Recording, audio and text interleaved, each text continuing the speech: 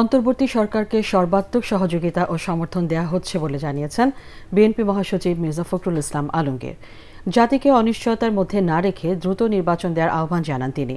কুমিল্লার সমাবেশে মির্জা ফখরুল আরও বলেন, দেশ নিয়ে গভীর ষড়যন্ত্র চলছে, স্থিতিশীলতা বজায় রাখতে অনতিবিলম্বে নির্বাচন দিতে হবে। এখন অন্তর্বর্তী সরকারের প্রধান দায়িত্বে মানুষের ভোটাধিকার ফিরিয়ে দিয়ে নির্বাচন ব্যবস্থার প্রতি মানুষের আস্থা ফিরিয়ে আনা। কুমিল্লা প্রতিনিধি খায়রুল আহসান মানিককে সাথে নিয়ে রিপোর্ট করছেন কামরুজ্জামান রাজীব। রাষ্ট্র সংস্কারে ৩১ দফা বাস্তবায়নের লক্ষ্যে কুমিল্লার লাকসামে এ জনসভা। লাকসাম মনোহরগঞ্জ উপজেলা ও পৌরসভা বিএনপির আয়োজনে এই জনসভাকে কেন্দ্র করে নেতাকর্মীদের মিছিল স্লোগানে উৎসবের নগরীতে পরিণত হয় কুমিল্লা শহর। লাকসাম স্টেডিয়ামে জনসভায় যোগ দেন বিএনপি মহাসচিব মির্জা ফখরুল ইসলাম আলমগীর। প্রধান অতিথির বক্তব্যে তিনি বলেন, বর্তমান পরিস্থিতিতে দেশে অস্থিতিশীল অবস্থা বিরাজ করছে। নির্বাচন নিয়ে অনিশ্চয়তা আর উদ্ভূত নানা সমস্যার কারণে মানুষের মধ্যে অস্থিরতা তৈরি হয়েছে। এ অবস্থা থেকে উত্তরণে অন্তর্বর্তী সরকারকে মানুষের প্রত্যাশা পূরণের আহ্বান জানান মির্জা ফখরুল। তিনি বলেন, জাতিকে অস্থিরতার মধ্যে না রেখে দ্রুত নির্বাচনের তারিখ ঘোষণা করতে হবে। আমরা বারবার একটা কথা বলছি, অনেকে আবার সমালোচনা করেন। আমরা বলছি যে তাড়াতাড়ি নির্বাচনটা দেন, ভোটটা দেন, তাই না? কেন বলতেছি ভাই? ভোটটা যদি তাড়াতাড়ি হয় তাহলে একটা সরকার আসে, যে সরকারটার পেছনে জনগণ থাকবে, তাই না? আর যদি জনগণ না থাকে তাহলে কি ওটা কাজ করতে পারবে?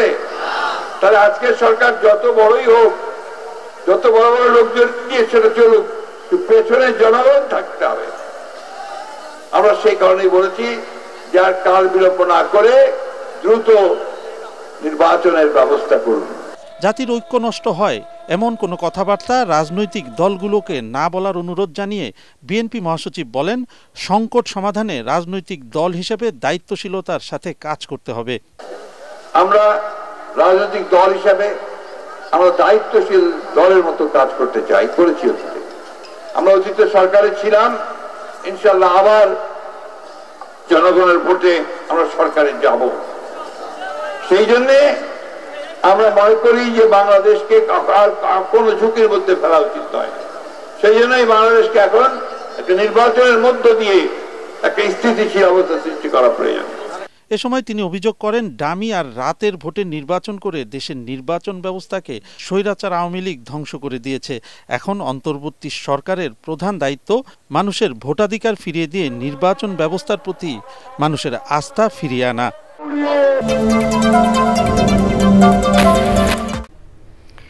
বাংলাদেশ এখন অতীতের যে কোনো সময়ের তুলনায় শক্তিশালী, আর তরুণদের স্বপ্ন অতীতের চেয়ে দুঃসাহসী। এমন মন্তব্য করে প্রধান উপদেষ্টা ডক্টর মোহাম্মদ ইউনূস বলেছেন, নতুন বাংলাদেশে নিশ্চিত করতে হবে প্রতিটি মানুষের অধিকার। রাজধানীর ওসমানী স্মৃতি মিলনায়তনে 18 বিশিষ্ট ব্যক্তি ও সাফজয়ী নারী ফুটবল দলকে 21 পদক বিতরণ করে তিনি এসব কথা বলেন। বিস্তারিত জানাচ্ছেন একরামুল হক সায়েম। বিভিন্ন ক্ষেত্রে অবদানের জন্য এবছর 17 বিশিষ্ট ব্যক্তি ও সাফজয়ী বাংলাদেশ নারী ফুটবল দলকে 21 পদক দেয় সরকার। রাজধানীর ওসমানী স্মৃতি মিলনায়তনে প্রধান উপদেষ্টা ডক্টর মোহাম্মদ ইউনূস পদক তুলে দেন। সাংবাদিকতা, মানবাধিকার, সমাজসেবা, গবেষণা এবং সংস্কৃতি ও শিক্ষায় 1 জন করে, বিজ্ঞান ও প্রযুক্তিতে দলগতভাবে 4 জন, ভাষা ও সাহিত্যে 2 জন, শিল্পকলায় 5 জন এবং ক্রীড়াক্ষেত্রে জাতীয় নারী ফুটবল দলকে 21 পদক তুলে দেন প্রধান উপদেষ্টা। সরকারের প্রতি কৃতজ্ঞতা জানিয়ে দেশ গড়তে নিজেদের অঙ্গীকারের কথা তুলে ধরেন পদকপ্রাপ্তরা। কোটি মানুষের আস্থার ভালোবাসায় 11 বারের মতো দেশের 1 নম্বর রেফ্রিজারেটর ব্র্যান্ড ওয়ালটন। আমাদের তরুণ ছাত্র জনতা ফ্যাসিবাদ এবং হেজেমনির এক মিলিত শক্তির বিরুদ্ধে লড়াই করে, অবিস্মরণীয় লড়াই করে তারা জনগণের মুক্তি এবং রাষ্ট্রের স্বাধীনতা ফিরিয়ে এনেছে। ক্লিয়ারেন্সে অর্থ পিছিয়ে যাচ্ছে দেখে ওপেন বাংলা নামে উদ্যোগ নিয়ে আরেকটা গ্রুপ কাজ করছে। এরা কেউ এই মঞ্চে আসার জন্য কাজ করে না। আমাদের জন্য অনেক বড় সম্মানের, ক্রীড়া অঙ্গনের জন্য মর্যাদার ও নারীদের জন্য অনন্য স্বীকৃতি। এ সময় পদকপ্রাপ্তদের প্রতি কৃতজ্ঞতা ও অভিনন্দন জানিয়ে প্রধান উপদেষ্টা বলেন, 21 হচ্ছে জাতির আত্মপরিচয় স্মারক। আর ২৪-এর গণ অভ্যুত্থানে দেশ গড়ার বিশাল সুযোগ তৈরি হয়েছে উল্লেখ করে ঘুণে ধরা সমাজ পরিবর্তনে সাহসী ভূমিকা রাখার আহ্বান জানান তিনি। আমরা এখন অতীতের যে কোনো সময়ের চাইতে বেশি শক্তিশালী, উদ্যমী এবং সৃজনশীল। আমাদের তরুণ প্রজন্মের স্বপ্ন অতীতের যে কোনো প্রজন্মের স্বপ্নের চাইতে দুঃসাহসী। তারা যেমন নতুন বাংলাদেশ সৃষ্টি করতে চায়, তেমনি একই আত্মবিশ্বাসে নতুন পৃথিবীর সৃষ্টি করতে চায়। নতুন বাংলাদেশে শুধু নয়, মানুষের অধিকার প্রতিষ্ঠায় তরুণরা গোটা বিশ্বেরই নেতৃত্ব দিতে সক্ষম বলে মনে করেন প্রধান উপদেষ্টা। নতুন পৃথিবী সৃষ্টিতে তারা নেতৃত্ব দিতে চায়, সেই নেতৃত্ব দেওয়ার জন্য তারা প্রস্তুত। তারা ঘুণে ধরা আত্মবিনাশী সভ্যতার বন্ধন মুক্ত হয়ে তাদের স্বপ্নের নতুন সভ্যতা গড়তে চায়। সেই সভ্যতার মূল লক্ষ্য থাকবে পৃথিবীর সকল সম্পদের উপর প্রতিটি মানুষের সমান অধিকার নিশ্চিত করা। ভাষা আন্দোলনের শহীদদের স্মরণে ১৯৭৬ সাল থেকে প্রতি বছর ২১শে পদক দিয়ে আসছে সরকার। পদক প্রদান অনুষ্ঠানে উপদেষ্টা পরিষদের সদস্য ও বিশিষ্ট ব্যক্তিবর্গ এবং প্রশাসনের কর্মকর্তারা উপস্থিত ছিলেন। ২৭তম বিসিএসে উত্তীর্ণ হয়েও বাদ পড়া ১,১৩৭ জন প্রার্থীকে ৩ মাসের মধ্যে নিয়োগ দিতে বলেছে আপিল বিভাগ। সকালে প্রধান বিচারপতি সৈয়দ রেফাত আহমেদের নেতৃত্বাধীন ৫ বিচারপতির বেঞ্চ এই রায় দেন। ফলে প্রায় ১.৫ যুগ পর চাকরি পেতে যাচ্ছেন নিয়োগ বঞ্চিত এসব প্রার্থী।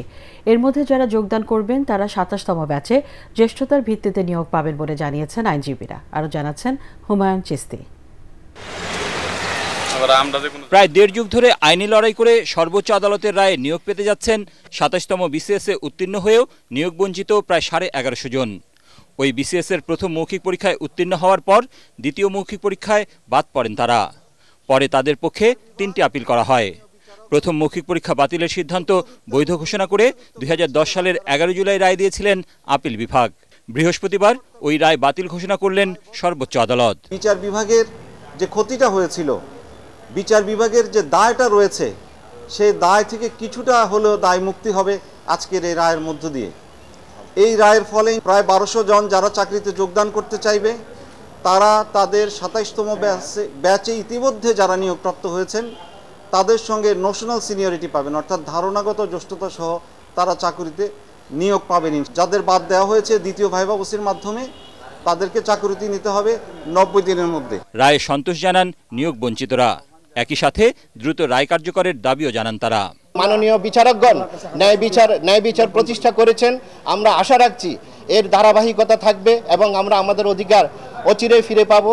18 বছর আমরা ডোর টু ডোর হেঁটেছি, আজকে যে রায় পেলাম আলহামদুলিল্লাহ, আল্লাহর কাছে শুকরিয়া আদায় করছি এবং অন্যায় করব না।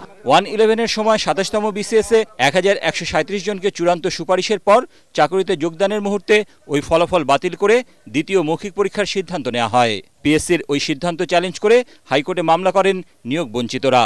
২০০৮ সালের ৩ জুলাই হাইকোর্টের একটি বেঞ্চ প্রথম মৌখিক পরীক্ষার ফল বাতিলের সিদ্ধান্ত বৈধ ঘোষণা করে রায় দেন। হাইকোর্টের অপর একটি বেঞ্চ ২০০৯ সালের ১১ নভেম্বর দ্বিতীয় মৌখিক পরীক্ষা অবৈধ ঘোষণা করেন। হাইকোর্টের দ্বিতীয় রায়ের বিরুদ্ধে সরকারের করা লিভ টু আপিল কিছু পর্যবেক্ষণ সহ নিষ্পত্তি করে ২০১০ সালের ১১ জুলাই রায় দেন আপিল বিভাগ। ওই রায় পুনর্বিবেচনা চেয়ে ১,১৩৭ জনের পক্ষে ১৪০ জন গত বছর পৃথক আবেদন করেন।